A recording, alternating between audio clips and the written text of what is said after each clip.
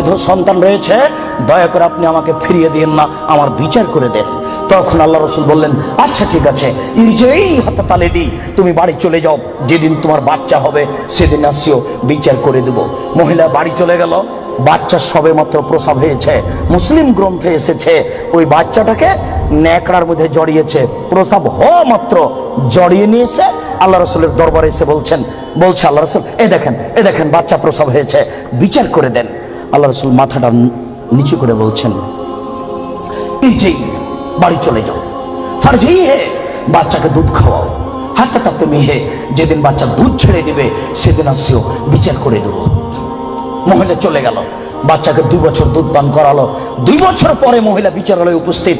অফিয়াদেহি কেসরাত খুবজিন, এমত অবস্থায় বাচ্চার হাতে এক টুকরা রুটি রয়েছে। এই রুটি প্রমাণ করে বাচ্চা খাদ্য খেতে পারে। ওয়াসাদাহু বেয়াদের রাজুলিন মিনাল মুসলিমিনা, আল্লাহ রাসূল ওই ছেলেটাকে একজন মুসলমানের হাতে সমর্পণ করলেন। বললেন, যাও তুমি এই ছেলেটাকে লালন পালন করো। তিনি বললেন, সঙ্গী সাথী, এই যাবো বিহা, তোমরা একে মাঠে নিয়ে যাও, এই মহিলাকে মাঠে নিয়ে যাও। আফিরুল্লাহ সাথে মাঠে নিয়ে গিয়ে গর্ত খুঁড়ে বুক পর্যন্ত পুঁতে দাও। ফারজেমুহা, এরপরে তোমাকে তাকে ইট ঢেল পাথর দিয়ে মেরে মেরে মেরে ফেলো। সাহাবীগণ বলেন, আমরা তাকে মাঠে নিয়ে গেলাম, মাঠে নিয়ে গিয়ে গর্ত খুঁড়ে বুক পর্যন্ত মাটিতে পুঁতে দিলাম। এরপরে চতুর্দিক থেকে ইট ঢেল পাথর মারতে লাগলাম। খালিদ বিন ওয়ালিদ বলেন, একটা পাথর আমি নিয়ে তার মুখের উপরে মারলাম। ফাতারা জাহাদাম আলা ওয়াজহি খালিদ, পাথরটা মুখে লেগে মুখ ফেটে রক্ত ছিটে খালিদের গায়ে লাগলো। ফাসাব্বাহা, খালিদ গালি দিয়ে বসলেন, ছি ছি, একজন জেনাকারিনী মহিলার গায়ে রক্ত আমার গায়ে লাগলো, এরকম কিছু হবে? আল্লাহ রাসূল বললেন, মারে রে খালিদ, খালিদ তুমি গালি দিও না, লাগা তাওবা তাওবাতা লাউ তাওয়া সায়মাকসিন লা গফিরা লাহু। এই মহিলা আল্লাহর দরবারে এত ক্ষমা ভিক্ষা চেয়েছে, এই মহিলা আল্লাহর দরবারে এত কান্নাকাটি করেছে। পৃথিবীর বড় থেকে বড় পাপী যদি এইভাবে কান্নাকাটি করে তাহলে তার পাপ ক্ষমা হয়ে যাবে। খালিদ তুমি একে গালি দিও না। দুঃখিত, আপনাকে আমি কি দিয়ে বুঝাই? পৃথিবীর সবচেয়ে বড় পাওয়ারফুল মানুষ হচ্ছেন মুহাম্মদ সাল্লাল্লাহু আলাইহি সাল্লাম। পৃথিবীর ইতিহাসে এত বড় পাওয়ারফুল মানুষ কেউ জন্ম নেয়নি, কিয়ামত পর্যন্ত কেউ নিবে না। জান্নাতের গেটে বড় অক্ষরে লেখা আছে, সর্বপ্রথমে যিনি জান্নাতে প্রবেশ করবেন তিনি হলেন মুহাম্মদ সাল্লাল্লাহু আলাইহি সাল্লাম। জান্নাতের ভিতরে একটা ঘর আছে, সেই ঘরের ভিতর দিকে একজন ফেরেশতাকে দাঁড় করে রাখা হয়েছে, এখনো উপস্থিত। তাকে বলা হয়েছে, কেউ যদি বাহির থেকে এসে ঠক ঠক করে শব্দ দেয়, কে যদি বাহির থেকে বলে মুহাম্মদ, তাহলে এই দরজা খুলে দিও। এই ঘর মুহাম্মদ ছাড়া কারোর জন্য খোলা হবে না। আপনার আমি কি দিয়ে বুঝাই মুহাম্মদ সাল্লাল্লাহু আলাইহি সাল্লাম কত বড় পাওয়ারফুল মানুষ? বিচারের মাঠে ইব্রাহিম আলাইহিস সালাম বলবেন, কাদ গাজিবা আলাইয়া রাব্বি, আমার প্রতিপালক আমার উপরে রাগ করেছেন। মা গাজিবা মিন কাবলা বাদ, আমার প্রতিপালক এরকম রাগ পূর্বেও কোনোদিন করেননি, ভবিষ্যতেও কোনোদিন করবেন না। নাফসি নাফসি, আমার যে কি হয় তা আমি নিজেই বুঝি না।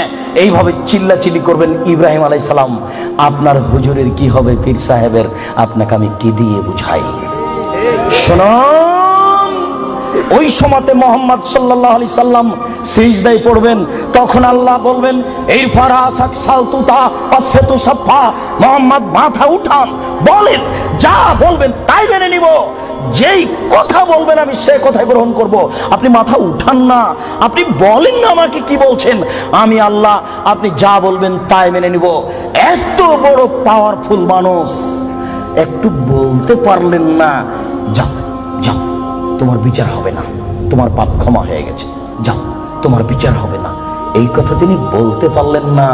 এত বড় পাওয়ারফুল মানুষ, তিনি খালি বললেন, খালিদ তুমি একে গালি দিও না, এত তওবা করেছে।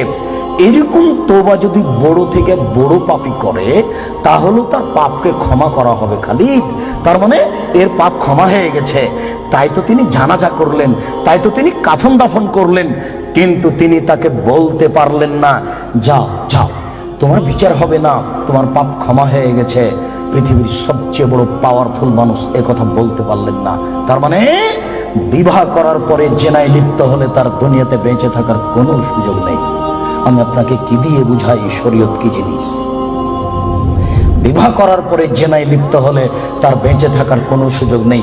আব্দুর রাজ্জাক সাহেব, কথা বুঝেছি, একটু দয়া করে কোনো পথঘাট বলেন। জি, পথঘাট আছে, চিন্তা করবেন না। নিরাশার কিছু নেই। শুনুন, নিরাশার কিছু নেই। এই পাপ কার সাথে জড়িত? আল্লাহর সাথে জড়িত। আল্লাহ নবী বলেছেন, কেউ যদি জেনে শুনে 1 টাকা সুদ খায়, 36 বার জেনা করে যত পাপ হবে, 1 টাকা সুদ খেলে তার চেয়ে বেশি পাপ হবে। তিনি বলেছেন, সুদের পাপের 70টি ভাগ রয়েছে। ছোট ভাগ হলো মার সাথে জেনা করলে যেমন পাপ হয়। সুদ যত বড়ই পাপ হোক না কেন, সুদের পাপ কার সাথে জড়িত? আল্লাহর সাথে জড়িত। জেনার পাপ কার সাথে জড়িত? আল্লাহর সাথে জড়িত। যুবক, তুমি নিরাশা হবে না, নিরাশার কিছু নেই। শোনো, ওই মোড়ে উঠে এইখানে রিক্সা থেকে নেমে রিক্সাওয়ালাকে বলছো, এই রিক্সাওয়ালা কয় টাকা ভাড়া রে? 40 টাকা। হ্যাঁ বেটা, 20 টাকা ভাড়া, 40 টাকা চাও। 1 থাপ্পড় দিয়ে 20 টাকা দিয়ে বিদায় করে দিলে। এখন এই পাপ তওবা করে ক্ষমা হবে না, মরা পর্যন্ত কাঁদলেও হবে না। এটা খুবই জটিল। জেনার পাপের চেয়ে রিক্সাওয়ালাকে একটা থাপ্পড় মারা কত যে কঠিন, আপনাকে আমি কি দিয়ে বুঝাই? এই ছেলে, তোমার বাপ দলীয় দাপটে জমি দখল করেছে, দিন রাত যদি তোমার বাপ তাহাজ্জুদ পড়ে হবে না। শফিকুল ইসলাম জাগরণী বলেছেন, লাভ হবে না কবর পাকা করে দিয়ে সান, বাপের কবর যদি স্বর্ণ দিয়ে বানান কোনো লাভ হবে না। নজরুল ইসলাম বলেছেন, মসজিদের পাশে কবর দিও ভাই। মসজিদের পাশে কেন, আপনার বাপের কবর যদি কাবা ঘরের নিচে ঢুকিয়ে দেন 1 পয়সা লাভ হবে না। শোনো, রিক্সাওয়ালাকে থাপ্পড় মেরেছেন, ক্ষমার পৃথিবীতে কোনো সুযোগ নেই। রিক্সাওয়ালাকে খুঁজে বের করতে হবে, খুঁজে বের করে হাত ধরে বলতে হবে, ও রিক্সাওয়ালা, আমি বুঝতে পারিনি গো, তোমাকে 1 থাপ্পড় মারা আমার ভুল হয়েছে, তুমি আমাকে মাফ করো। এই কথা বলার পূর্ব পর্যন্ত পৃথিবীতে কোথাও ক্ষমা নেই। এরা মানুষের সাথে জড়িত পাপ। এই ছেলে, তুমি দিন রাত গরু জবাই করো আর কসাই গোস্ত বিক্রি করো, কোটি টাকা ইনকাম করো, তাতে আসে যায় না। কোটি টাকা ইনকাম করো, তাতে আসে যায় না। প্রত্যেক দাঁড়িতে 50 করে গোস্ত কম দিয়েছ, এখন ক্ষমা নেও দেখি। কিয়ামত পর্যন্ত তওবা করলে এই পাপ ক্ষমা হবে না। জেনা যত বড়ই পাপ হোক না কেন, গোস্ত ঠগিয়ে বিক্রি করার চেয়ে ছোট, গোস্ত ঠগিয়ে বিক্রি করার চেয়ে অনেক বেশি বড় পাপ। এই ছেলে, তুমি তো শহরে প্রতারণা দিয়ে ব্যবসা করছো, এটা দাম কত? 1500। তুমি জানো যে এর দাম 300। আচ্ছা 300, তুমি 500 চাও। চলন্ত বাজার যদি এর 2000 টাকা হয় তবু জায়েজ। তুমি জেনে শুনে বললে 1500 টাকা, তার মানে তুমি প্রতারণা দিয়েছ। একদিনে যদি কোটি টাকা ইনকাম হয় তবু তোমাকে একদিন ভিক্ষুক হতেই হবে। তুমি এইভাবে ব্যবসা কোনোদিন সফলতা অর্জন করতে পারবে না।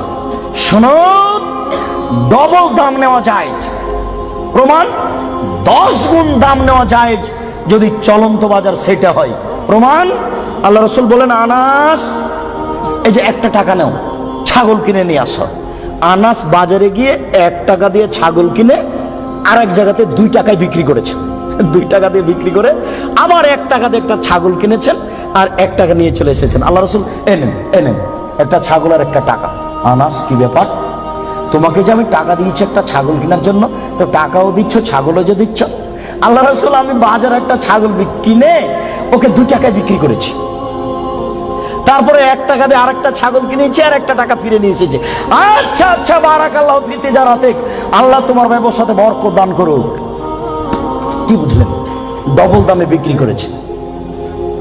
ঢাকার ওই পারে যদি 1 টাকা বড় 600 টাকা গজ হয়, আর এই পারে যদি 1200 টাকা গজ হয় তবুও জায়েজ।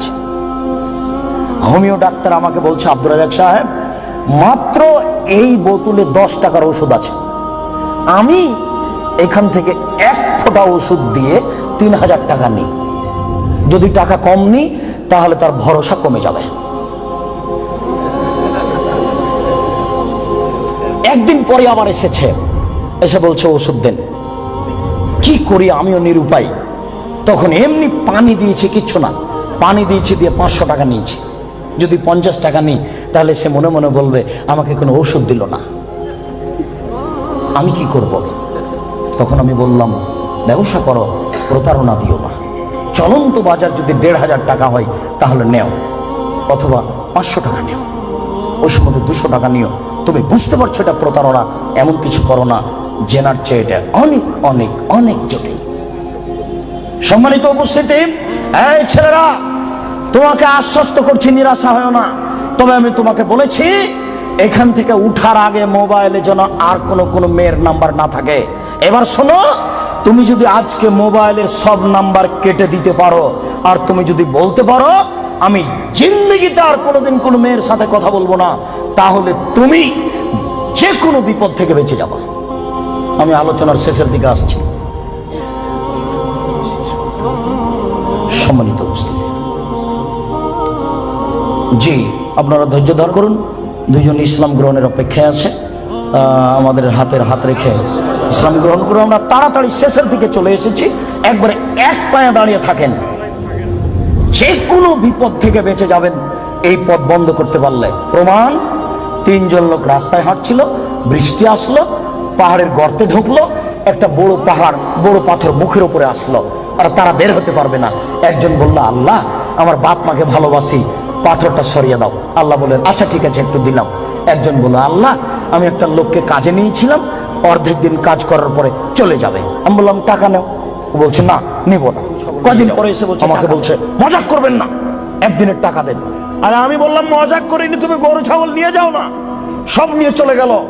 আমি যদি তোমাকে সন্তুষ্ট করার জন্য এই কাজ করে থাকি, পাথরটা সরিয়ে দাও। আল্লাহ বললেন, আচ্ছা ঠিক আছে, আমি সরিয়ে দিলাম।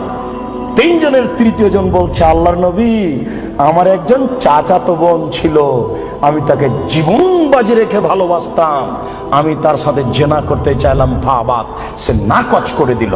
আমাকে বলল, এই তুই যদি 100টা স্বর্ণের টাকা আমাকে দিতে পারিস, আমি রাজি। আমার ভেবেছিল আমি গরিব মানুষ, 100 টাকা সংগ্রহ করতে পারবো না। হাড় ভাঙা পরিশ্রম করে 100 টাকা নিয়ে উপস্থিত আমার বোনের হাতে দিলাম। আমি তার দুই পায়ের মাঝে বসলাম, আমি জেনা করব। তখন আমার বোন বলছে, আব্দাল্লাহ, হে আল্লাহর বান্দা, ইত্তাকিল্লাহ, আল্লাহকে ভয় কররে, ওরা তাত্তাহিল খাতামা, তুই আমাকে অসতী প্রমাণ করিস না। এ আল্লাহর বান্দা, তুই আল্লাহকে ভয় কররে, আমাকে অসতী করিস না। ফাকুমতা আনহা, আমি ওখান থেকে উঠে গেছি, তোমার ভয়ে পাথর সরিয়ে দাও। আল্লাহ বললেন, আচ্ছা ঠিক আছে, আমি পাথর সরিয়ে দিলাম। এ দেখো, বিপদ থেকে বেঁচে গেল জেনা বন্ধ করার কারণে। আমি না বুঝাতে পারলাম না। বুখারী মুসলিমের হাদিস। দুই, এই ছেলে শোনো, শুধু বাঁচা নয়, আজকে থেকে তুমি যদি বলতে পারো, কোনো মেয়ে যদি তোমার সাথে জেনার গল্প করতে চাই, তাহলে তুমি মোবাইলে বলবা, ইন্নী আখাফুল্লাহ, আমি আল্লাহকে ভয় করি, জিন্দেগিতে আমি তোমার সাথে আর কোনোদিন কথা বলবো না, তুমি আমার সাথে কথা বলবো না। এই কথা যদি তুমি বলতে পারো, বিচারের মাঠে তুমি বিশেষ ছায়াতলে 7 শ্রেণীর মানুষ থাকবে, তার মধ্যে তুমি একজন। বুখারী মুসলিম। আমি কি বুঝাতে পেরেছি? তার মধ্যে তুমি একজন। 3, এবার তোমাকে ছেড়ে চলে আসলাম তোমার বোন আর তোমার মায়ের কাছে।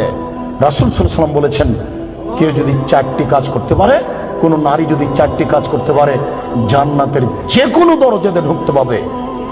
1, 5 ওয়াক্ত নামাজ পড়বে। 2, রমজান মাসের রোজা থাকবে। 3, স্বামীকে মেনে চলবে।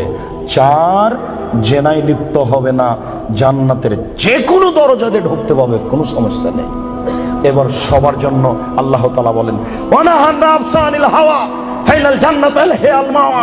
পৃথিবীর মানুষ, তোমরা শুনে রাখো, আমি আল্লাহ বলছি, তোমরা যদি তোমাদের প্রবৃত্তিকে ঠেকাতে পারো, যদি বলো আর কোনোদিন জেনায় লিপ্ত হব না, তাহলে আমি আল্লাহ তোমাদের জন্য জান্নাতুল মাওয়া রেখেছি। যারা প্রবৃত্তিকে ঠেকাতে পারবে, তাদের জন্য আল্লাহ জান্নাতুল মাওয়া রেখেছেন। সম্মানিত উপস্থিতি, জেনা যত বড়ই পাপ হোক না কেন, আজকে আপনি সেখান থেকে ফিরে আসার চেষ্টা করুন, আল্লাহ আপনাকে রক্ষা করবেন ইনশাআল্লাহ।